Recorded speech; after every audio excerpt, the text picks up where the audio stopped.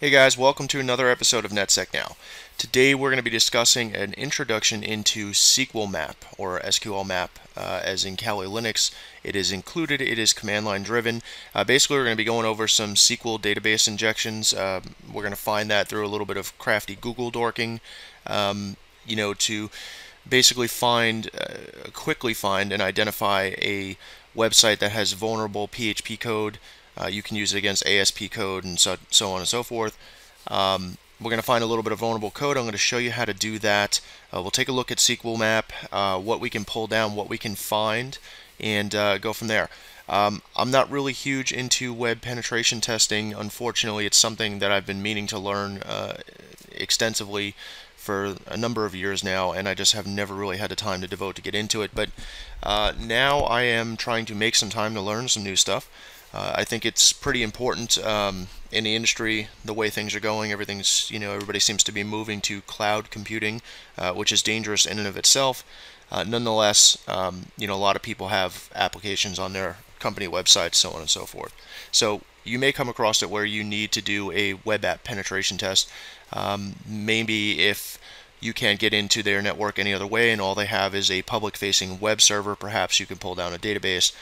Perhaps you can find another way in that way. Okay, so the other thing too worth mentioning is if you did, say for instance, find a vulnerability on their website for, say, cross-site scripting, right, or code injection, command injection. You can do that, and essentially when a user in the company browses that website, maybe you uploaded a Java applet, where it would exploit their system and get your interpreter shell. So that is possible, doing such things as a SQL injection or command execution, code insertion, things like that. So today, like I said, we're going to go over SQL injections just very basically. I'm sure there's a ton of people out there that know way more about this stuff than me, and I am still learning, so bear with me. Okay, so what we're going to basically do here is fire up our Kali Linux box, which I conveniently already have going. In my cracking directory, if you guys have been following along, I have the following directory structure. I like to keep everything logged and in place. Okay, and the command for Sqlmap is simply Sqlmap, and that's it. So first let's talk a little bit about how an SQL injection actually works. Basically, when a web developer writes a, let's use PHP code for instance, and they're pulling down information stored in a database, primarily websites that include shopping carts, any kind of sites like WordPress, any kind of CMS site really. And what they do is they're pulling down data from the tables and the structure inside of the actual database itself and printing that information to the screen.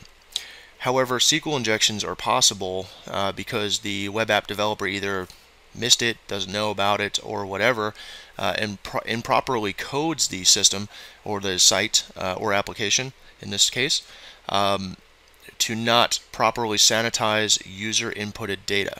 So you may be going to a website, and let's say you go to a shopping cart site or something, and you want to buy something. So you click on your category of what you're looking to buy, and you click on the products, and you find a product you want to buy, and you click on that product to get more more information about it, and you'll see some stuff in the URL bar like PID equals 23 or something like that. So basically, let's just open up Iceweasel, and I'm going to go ahead and show you how to find something like that. So Google dorking, Google pretty much automatically does it for you now unless you want to really get specific about it, but we're going to do just a pretty broad search. And so we're looking for anything that ends in the extension .php, and we're going to be looking for a question mark after that, and then something equals, and that's it. So basically it goes .php, question mark, and then we're going to use ID equals, which I conveniently already have saved in there. Okay, so in looking through some of these links here in Google, you can see that it says, let's just take this first site for instance, www.futurefins.com /fin-detail.php and question mark ID equals 173. Let's go ahead and click on that website, that link. I apologize if the machine's running a little bit slow today.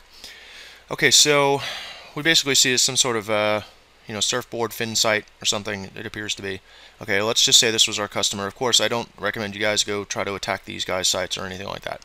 but I am just showing you this for a demo because I don't really have a demo kicking around here. We're not going to do anything dangerous to the site.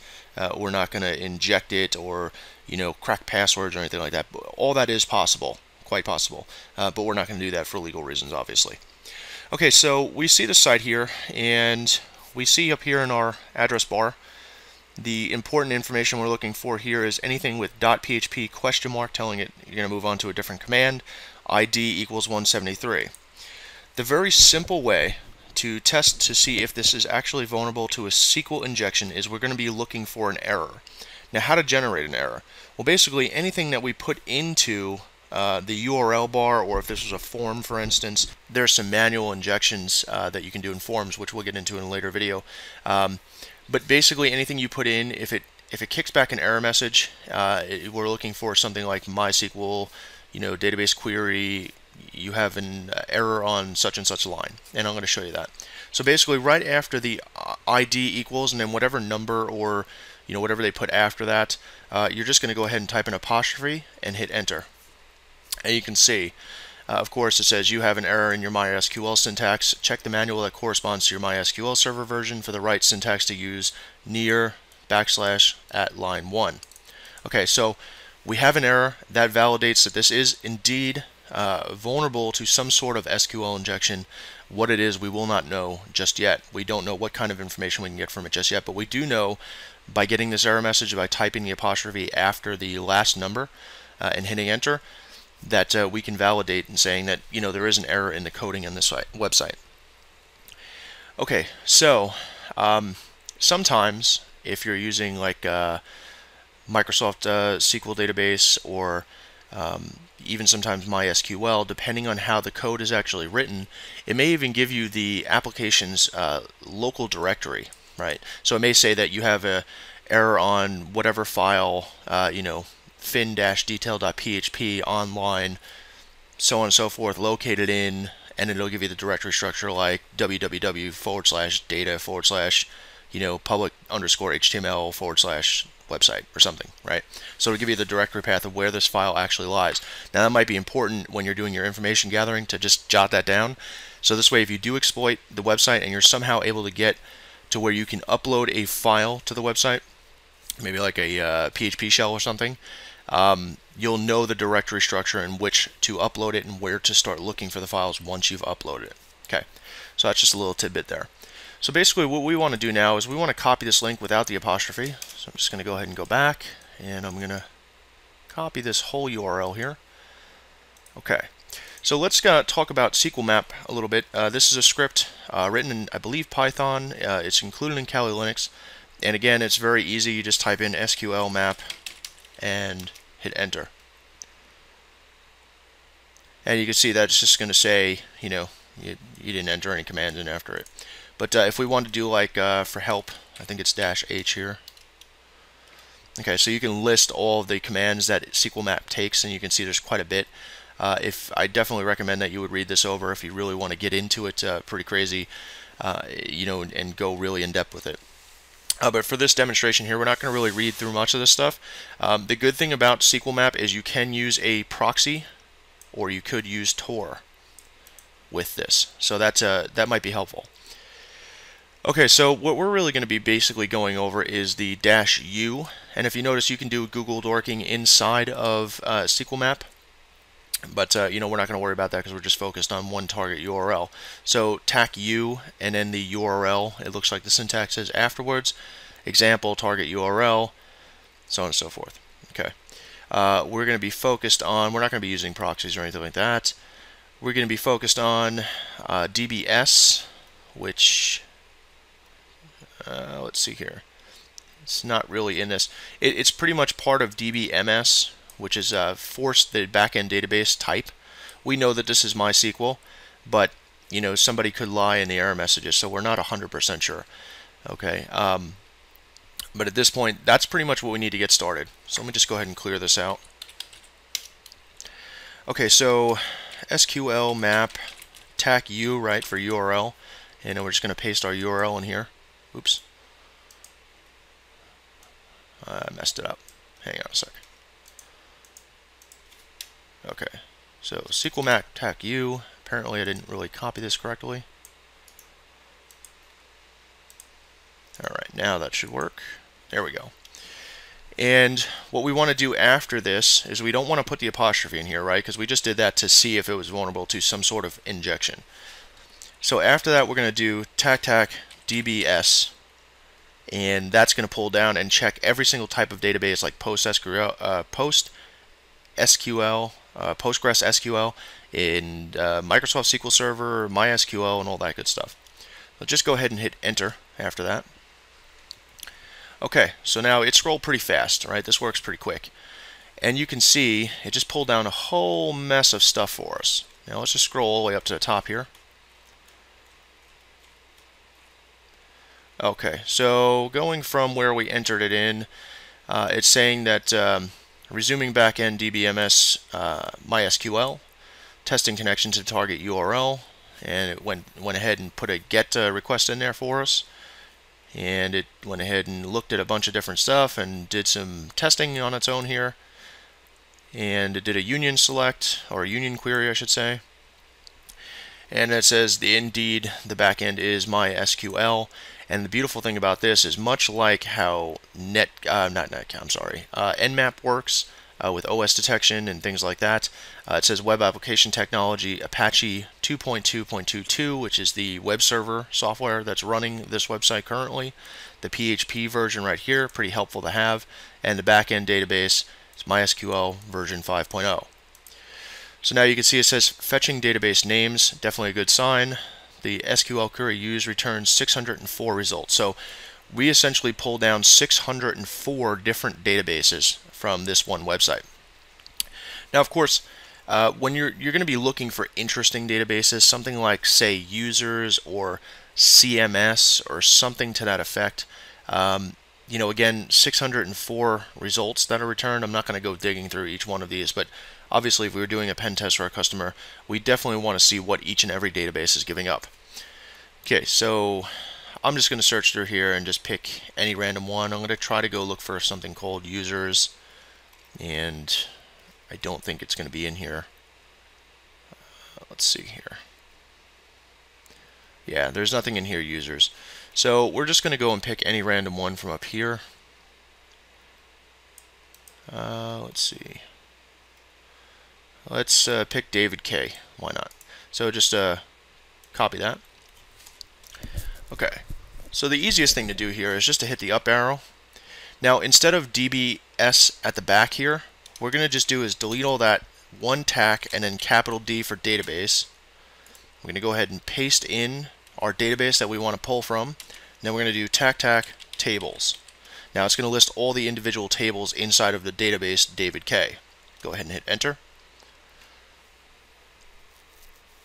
Okay, it says couldn't find any table names for any of the databases that we listed. Do you want to use common table existence check? You could hit yes, but I'm going to go ahead and hit no. So it couldn't really find anything in that. So if we scroll back up here, we'll have to pick another one. So that database is pretty much empty. And I know I've tested this site before, and I'm trying to find a database to just give you guys an idea of what you can actually find in there. I can't remember which database I actually pulled down. Let's try Aldar WordPress. It looks like Aldar_WP. Let's go ahead and copy this. And again, we'll just do up arrow, and we'll delete David K as the table, and we will paste in our new table that we're going to try to query. And of course, there's nothing in there as well. I do have a website to show you guys that is actually really vulnerable, and you can pull down some interesting information. So I'm not going to really go through this anymore. However, like I said, you know, you really could find some interesting stuff in here. And we're going to go ahead and go to a website that I know has a decent leak in it. Trust me, people have been trying to crack this MD5 salted MD5 hash for years now, according to Google, and it's just not crackable. So this guy's password must just be ridiculously long and extensively difficult to guess. So we're going to get into that there. We're not going to try to go through any more of this guy's database here. So I'll show you another example here of just how far you can actually go with it. Let me just clear this screen out. So that website there was, let's see,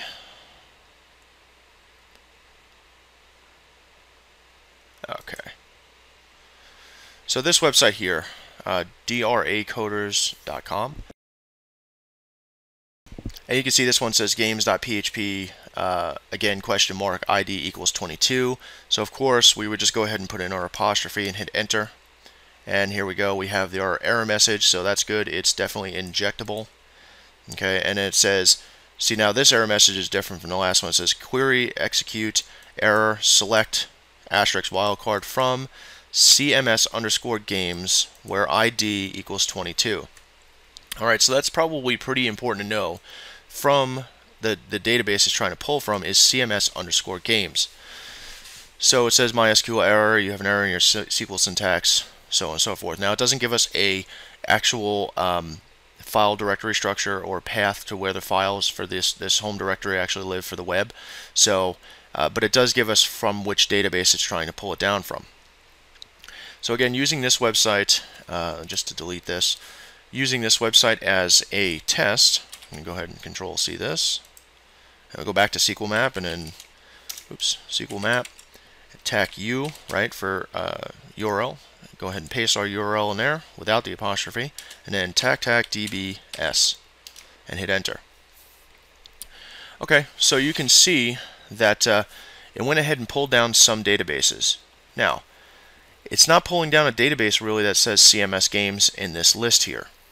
So in this case, we're just going to go ahead and select the very first one here.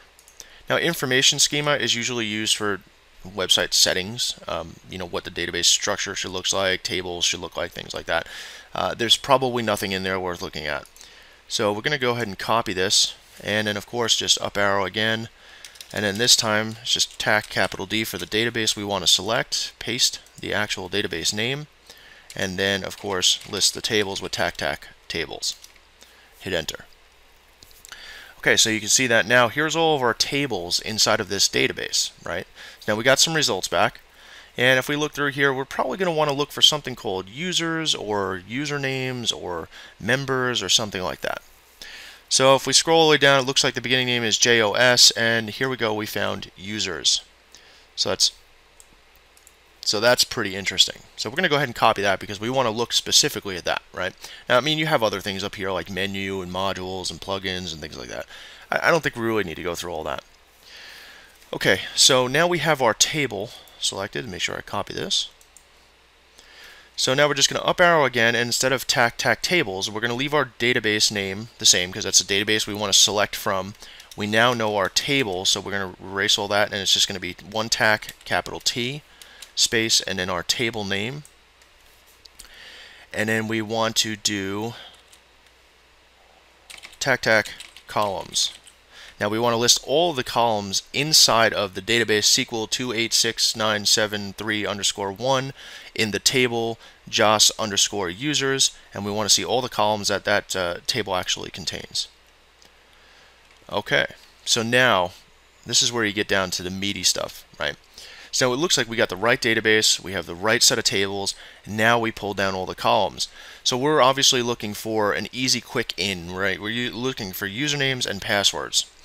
You may also find some sites, and I've found these before, where it dumps an exponential amount of data. If you go into like members or something like that, you can select multiple things. I'm going to show you how to do that right now. But you can sometimes get people's telephone numbers, addresses, emails, first name and last name in full, and sometimes their date of birth, depending on what the site actually asks their members to sign up with, what information. And believe it or not, even if it doesn't require it, people love to enter their information, right? As we learned in the information gathering stage of the beginning of network security. So basically, here's what we want to do here. We're looking for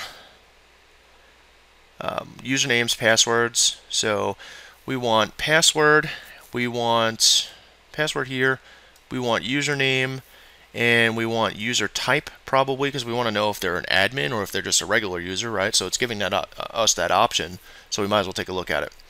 And we also want send email or regular email. Let's just do regular email, okay? So perhaps if you gathered their email, maybe at that point, if it was an administrator or something to that effect, maybe you can send them a payload in an email as well if you couldn't get into their site, right? So Mr. Customer, webmaster@whateverdomain.com. We found a vulnerability on your website. Click this link. And they click the link, and guess what? Now they have a reverse shell in their system. Okay, so to basically do that, it's pretty easy. We're again going to go up arrow. And again, we're going to just backspace out of columns here. And then just going to do tac capital C for columns. And we want to do, now if you were just doing one, you would enter in the name alone, no commas or anything crazy like that. But for this instance, we want as much information as we can get from the system. So we're going to go ahead and we're going to type in, and it goes left to right. So what you type in is what you're going to see on the screen. So I want username, and I want comma, no spaces, password. I want user type. Now also notice that some of them are case sensitive, so you'll have to type it case sensitive. And I want email. Okay, so now after that we do tac dump to dump all the information to our screen. So let's go ahead and hit enter, and hey, look at that. So I know it's kind of messy to see on the screen, and even if you widened it, it wouldn't change much. That's how it drops it down. If you just do username and password, obviously it would just be in columns normally. This also writes it to a CSV file as well. If you look at the bottom here, it says dump to CSV file located in user share, Sqlmap output, the website URL, dump, SQL, the database name, and the users that we pulled and stuff like that. The tables that we pulled, and then of course it's also logged in just that folder there as well. So it's in a text file. So anyway, now you can see we have this person's email. Their username is admin, definitely a good sign. Their user type is super administrator, bingo, we're right on the money. Here's their encrypted password here. Okay, and that's all we really asked from the database, right? If you remember the command, that's really all we asked from them, right? Username, password, user type, email. Okay, so now you might be asking yourself, well, what do we do with this data? Well, you would probably want to crack the password, right? So you can definitely save this, and you can go back to our cracking password hashes with Hashcat video tutorial to see how to use Hashcat, but we're going to briefly go over to how to identify what type of hashing logarithm it's using, and perhaps see what we can do from there. Let's just go ahead and copy this, and I'm going to go ahead and open a new tab here. And for those that have been following along, you're probably going to guess that I'm going to go through looking at hash identifier to find out what type of hash this is.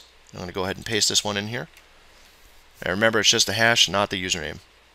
And you can see here, I'll post a link in the description as well, but there's an interesting website. I did, for those of you that follow us on Facebook, I did post a link to an interesting site that shows you how to visualize and remember the differences between different types of password hashing algorithms. And if you look at that on our Facebook page, which will also be linked in the description, you can definitely find that and check it out. It's a good read. I, for one, know most of them when I see them by eye, just because I've been doing it for so long, but it doesn't hurt to practice. So anyway, let's just go ahead and hit enter. And it says the possible hashes are MD5, and if you look closely here, it says pass.salt, and then it says Joomla. Now that's just roughly estimated that it's a Joomla type password. I guess that's the algorithm that Joomla uses. So anyway, it's pass.salt. Now if you look here, that would mean that this first half before the colon is the actual password. Then there's a colon, and then this is this salt over here. Now the thing about salted hashes, especially MD5, now the reason why they started using salting is because MD5 was so darn easy to crack, right? So it was kind of very insecure, so they came up with an idea to add some random characters and digits to the actual hashing algorithm itself to make it more complex. Now you can't break just this MD5 on its own here, just the password portion of it. You have to also break the salt. Now that intensifies the complexity of the actual password, as I said, and therefore it may or may not crack. It depends on how good your word list is, again. So we know that it's definitely an MD5 pass.salt, right? It's not a SAM at all. So That's pretty much it. So you can just get out of hash ID. Sorry, it's Control C. Okay, so let's go ahead and clear that out. So we have the username and password hash on this one here, and we also have their email address again as well. So you can just see from that alone how easy it is to pull information from a database from an incorrectly programmed website. So you may be asking yourself, well, great, I've got the username, I've got the password, what type of user they are, and hell, I even got their email address, but what in the world am I supposed to do with it? Well, here's the thing, guys. Usually most CMS websites, like WordPress, like whatever this guy's using, whether it's custom or it's something store-bought or it's something free and open source like WordPress, whatever CMS they're using, they usually have an administrator panel, a web-based administrator panel. Okay, now some of them don't. Don't get me wrong, some of them don't. Some of them use a different type of technique to log in, which is HT password files, to even get to the admin login panel. Now it's just a second level of security. So that you'd have to get past as well. In most cases, though, like things like Joomla and WordPress, there's just a login.php somewhere in the administration folder set, and you would log in that way. However, some custom ones, it's really a gamble. Now, there are some tools out online that you can do a scan of a website and you can actually find out what their administration panel is. You can also use tools that are built into Kali, like Vega, and do a scan of the site, or OpenWasp.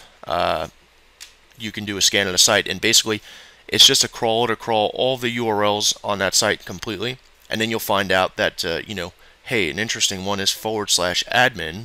Well, gee, what could that be? Or / admin _ CMS or something, right? So you get the idea. So you can also do that manually. So if you went ahead and went over to this guy's website again, you can look sometimes in the page source, and maybe perhaps there's going to be some sort of identification of what type of CMS it is. Like, for instance, you go to a WordPress site and you look in the in the code. You'll see that it has designations all over it that it's WordPress or Joomla or something like that. Powered by Joomla, powered by WordPress, whatever. So this one here, briefly browsing over it, it really doesn't say very much. Okay, he's got a stat counter in there. That's about it. Even if you scroll all the way to the bottom of the page, sometimes it would say powered by and it says nothing. So we have to assume that this is maybe a custom made, since they're a coding company, maybe this is a custom made CMS. So let's just start off with the easiest ones first, right? /admin. Oh, what do you know? There's an administration login. Now you can also try to check the page source of the admin login to see if there's a designation to what the actual CMS is. In this one, it doesn't look like it is. So this has got to be something custom programmed, or just one of those things you find on like hotscripts.com or something that somebody else made, and that's probably why it's insecure. Okay, so once you crack the password, you'd log in with admin here and the password here and hit enter. Pretty simple, right? So I don't know what a CMS looks like. I'm not going to try to even bother cracking the password. If you do a Google search for that hash with salt, you'll find a bunch of people that's been trying to crack it for years, like I said. So anyway, guys, that's pretty much it. Sqlmap also has some fancy stuff in here, and actually I'll show you because it's pretty cool. This is like autopwn for things like Metasploit, stuff like that, WebSploit. This is like autopwn for that, Sqlmap, that is. And it works really well, and it's pretty much your one-stop shop for most of your SQL injection stuff. Now, there's other things like SQL Ninja and so on and so forth, and I really personally haven't gotten into those yet, so I've watched a few videos on them. I really don't see the difference, per se, at this point anyway, what the difference is between like SQL Ninja and Sqlmap.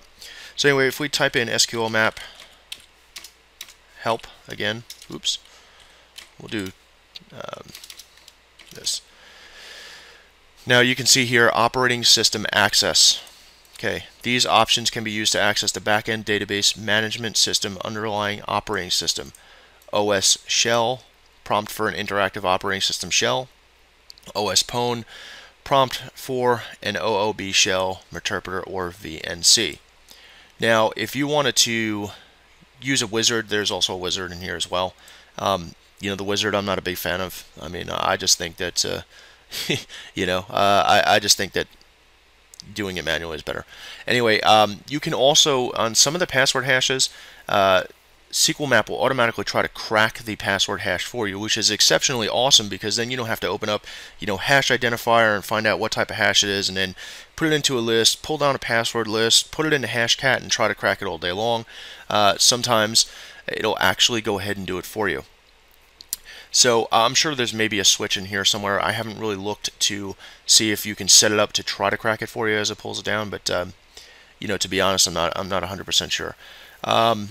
So anyway, we can go ahead and try, let's say, I don't know, we're going to just erase all this here, and we're going to do OS shell. Let's just see what it does.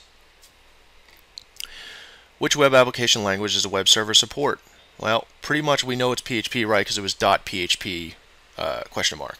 So we're going to go ahead with number 4. And it says, what do you want to search for? What do you want to use for web server document root? Common locations, custom location. Now this is where it would help to have that location for the document root if it was included in the error message. Okay, custom directory list file, brute force search. So we're just going to go ahead with one. I'm not trying to brute force anybody's, server. So basically it says unable to retrieve automatically any web server path. Trying to upload file stage on var www, and it didn't work. And of course it didn't work. Nothing really worked basically, so it just shut itself down. Now if you were to go ahead and do the other one in here, which was OS pwn, let's try to go ahead and do that, or OS own, however you want to pronounce it. Okay, let's try to do that. And again, it's PHP, and again, we'll just use one. And it says unable to prompt for an out of band session. So, it's not going to work 110% of the time, guys. It may be rare that it works, in fact. Just like it's rare that it works inside of Metasploit, or Armitage and stuff like that. So, again, it's interesting to be able to find an error in somebody's website, I think, a coding error, and go ahead and pull down a database, especially with sensitive information. Now, this guy has been sent hundreds of emails by people over the years, I'm sure, that, of course, his website was vulnerable to a SQL injection. I just don't think he cares, or maybe he's not around. I don't know. I haven't tried to personally contact him myself, but I will send him an email to let him know, hey, this is still vulnerable. Accidentally, I did find a site, like I said before, where it dumped a ton of their members' personal information. Now, there wasn't anything sensitive in there, like credit cards or anything like that, because, trust me, that would be something where I'd have to figure out what their telephone number is and call them right away. But it did dump enough information where I was vastly concerned about the amount of information that was stored in that database about people. So I went ahead and sent not only the webmaster, but the registered owner of the website URL an email explaining to them that accidentally I came across this while I was doing a training video, and they should really take care of that rather quickly. So hopefully they do the right thing, and of course I sent the email anonymously, so either way, hopefully they do something about that. So that's pretty much it for SQL injections as far as the very, very bare basics, guys. I'm still getting into it myself, so as the knowledge comes my way and I retain it and I feel comfortable enough with it, and I know everything there is to know about it, I'm definitely going to push it out your way and share that with you. In other news, in terms of, I know I haven't made a video in a very long time, and I do apologize for that. In the last video I made saying that I wasn't dead, as some people may have claimed. I've just been really super busy with work. I started a second business as well that has nothing to do with IT, as funny as that is, but I also, took an extended vacation with the family, try to get some more family time in and do some recreational activities. But rest assured now, the slow time of the season comes for whatever reason. It's fall here now, and winter's just around the corner, it seems like. So we're going to be able to crank out more videos here because I'll have more downtime to actually focus 110% on it. They're providing that, I tried to make this video the other day, or the other evening, and the software that I use decided to crash after the video was done, and I couldn't recover it, unfortunately. So, yeah. that's that. I do want to keep going on the web penetration testing stuff, guys, because I think it's pretty interesting. I think that's where the industry is going to be moving to. I've been subbing out all of my web pen test stuff to somebody else that specializes just in that. Now, of course, I can't really go and ask them to train me how to do it because, of course, I'd be taking money away from them. And so they're not going to really do that. But nevertheless, I do still want to get into the advanced series, guys, but I've really been thinking about it even while I've been busy working. And there's, outside of remote penetration testing, there's only a few tricks and tips that I can show you to, do that. Each situation is going to be independent and it's going to be different. So there's no, one direct way approach, punch a hole into the system and, we're into our customer's network. We can try to do some scenarios. However, since it's been so long since we last used the VMs, all of the trial licenses expired on the Windows workstations. So unfortunately, I'm going to have to reinstall those, and since that's such a daunting task, I'm going to need an exceptional amount of time to actually get that done, and I do apologize for that. But rest assured, I haven't forgotten about it. I haven't forgotten about this project here. I think it's very important that you guys are keeping learning. Definitely use other channels and other mediums to keep yourself learning. And that's pretty much it, guys. So thanks for watching. Check out our other videos if you haven't already, and if you haven't already, like and subscribe to the video. I'd really appreciate that. Check out our website, learnnetsec.com, and check out our Facebook page and our Twitter page, which is linked here in the description. Alright, guys, take care, and I'll see you in the next one.